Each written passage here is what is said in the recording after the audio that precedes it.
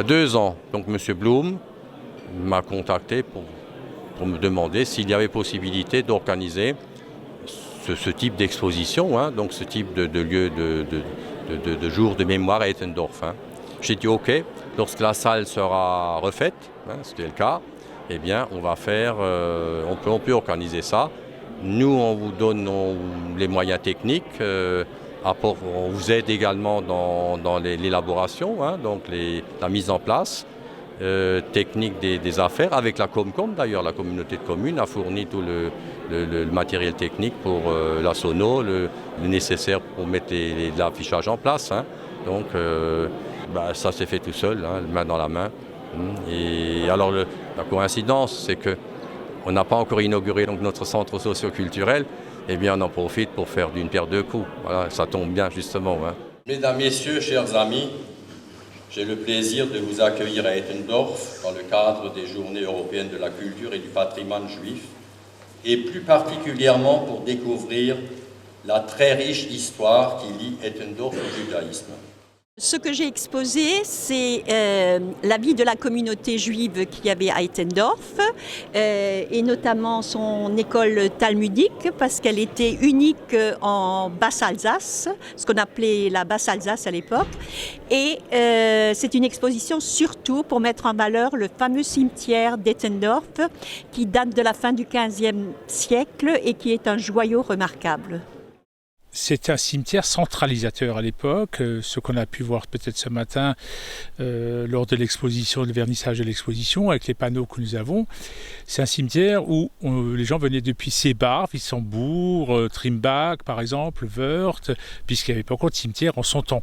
Donc c'est très important, c'est pour ça qu'il a vraiment plus de 500 ans quand même. Hein. Aujourd'hui à peu près on se situe entre 6 et 7 000 tombes. Sachant qu'on nous a quand même volé pas mal, nous en avons perdu pas mal pendant la guerre, et puis il y en a qui sont ensevelis, parce que les pierres de grès, ça se tasse, ça se brise, et puis ça se trouve, à un moment donné, la terre prend le dessus de l'homme.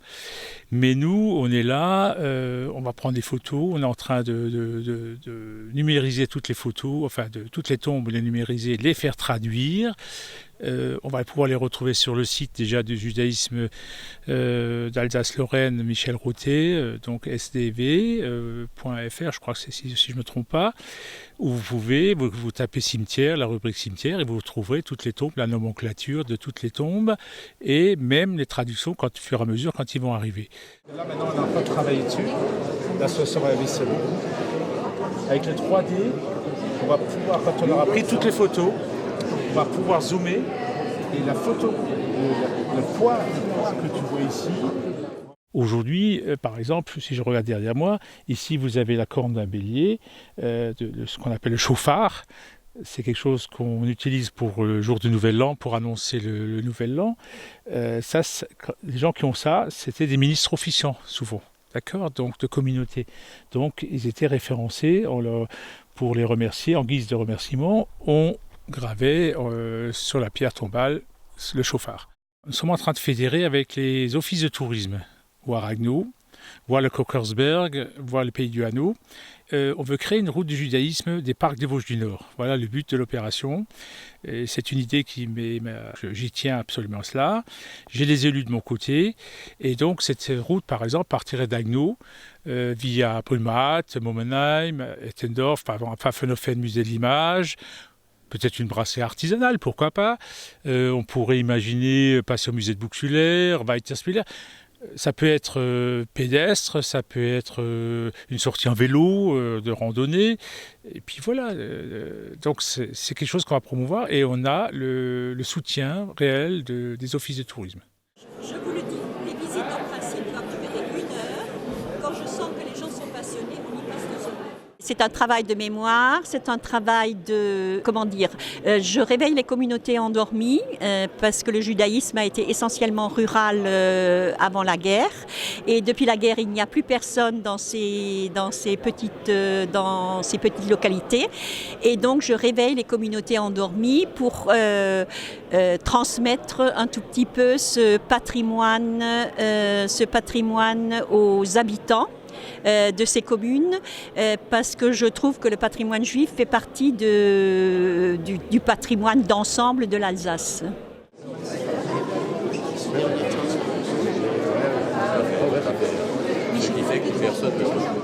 Il y avait des villages en Alsace où 50% de la population, au moins, était juive aussi. Donc, comment je l'explique ? Je crois que l'Alsace était accueillante. Je crois que, et c'est ça le message le plus fort pour moi en tant que président du consistoire, c'est que oui, c'est vrai, il y a des actes antisémites. Oui, c'est vrai, la xénophobie et l'antisémitisme, le racisme, toutes les formes de rejet de l'autre existent aussi dans notre région. Mais l'Alsace n'est pas antisémite et c'est en nous réunissant ensemble, comme nous le faisons ici, que nous réussissons à transmettre ce message. Nous sommes des citoyens de ce pays juif, non juif, et nous avons un message à transmettre qui est celui que tout le monde peut vivre ensemble et qu'il faut accepter l'autre comme il est. Et c'est pour ça que pour moi, c'était aujourd'hui une journée importante ici, parce que je sais ce que concentre Ettendorf dans la région, depuis la Valk, Orfelden que vous citiez, Haguenau et d'autres, Hatten et d'autres villages du coin. C'est pour moi un grand honneur d'être ici aujourd'hui parce que vous combinez l'inauguration de ce centre socioculturel avec le lancement des journées européennes de la culture et du patrimoine juif. Et ça exprime combien le judaïsme a apporté à la fois à la France, mais également à notre région. Pour les anciens, ça peut rappeler certains souvenirs de ce que leurs parents leur avaient déjà raconté, mais également un retour à certains lieux qu'ils connaissaient, qui ont sans doute été transformés entre-temps, mais qu'eux revivent et retrouvent. Et pour les jeunes également, les jeunes, eux, c'est une partie de l'histoire qui leur est de nouveau racontée, de leur histoire à eux. Les enfants de l'école, ils figurent sur certains panneaux, avec l'aumônier militaire, donc Jonathan Blum, ont évoqué la mémoire donc, juive, notamment suite aux événements tragiques de juifs qui sont morts pour la France, ou soit en déportation, soit victimes à divers donc des barbaries nazies. Voilà.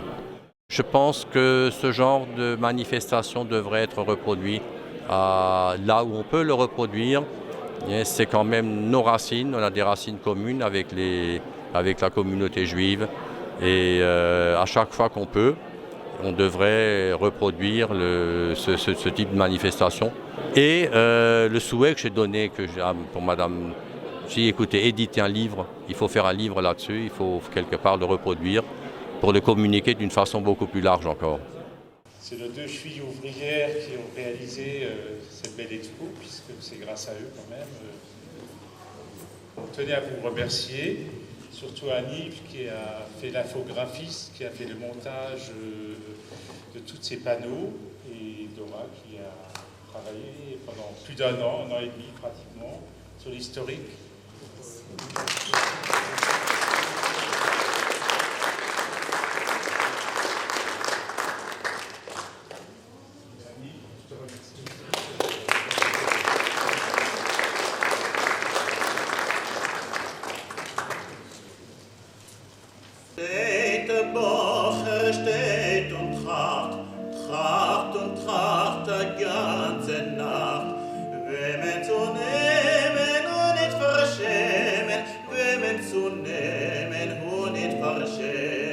Tumbala, tumbala, tumbala, tumbala,